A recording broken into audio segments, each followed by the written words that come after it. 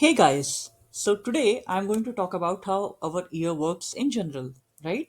So think of your ear like a little sound adventure park, and it has three different zones: the outer part of it, the middle part of it, and the inner ear part of it. So this is the outer ear that we see, this is the middle part of the ear, and then we have the inner part of the ear. So, when we see the outer part of the ear, this is the flappy part that you can see in the picture, and this is also known as the auricle. Basically, it's a satellite dish for the sound. So, it grabs whatever is happening around you, if someone is talking, or if they are playing any music, birds they are chirping.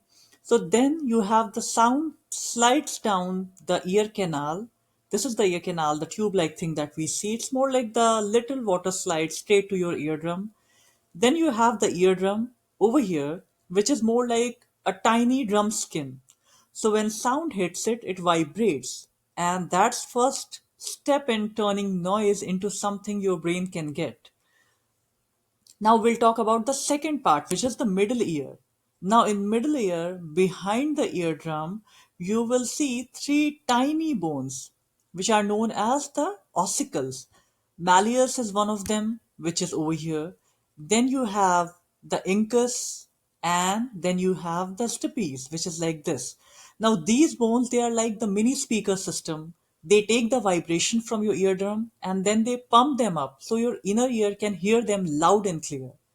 The stipes, which is this one, then pushes on the oval window, and which is more like a doorway into the ear. Then the third one is the inner ear that you can see in the picture. Now, what we see in it is the snail shaped kind of structure, which is also known as the cochlea. It looks like a tiny snail shell.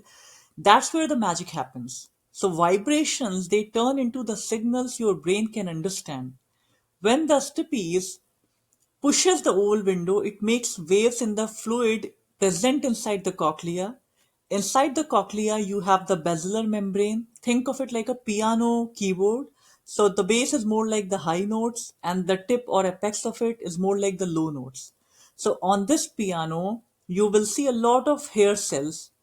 They bend whenever the fluid is moving, and that bending sends electrical signal to the brain through the auditory nerve. Now your brain finally says, "Ah, that's my friend calling me," or "Yep, that's my favorite song." So like, share, and subscribe this channel if you want to learn more about different systems in the body.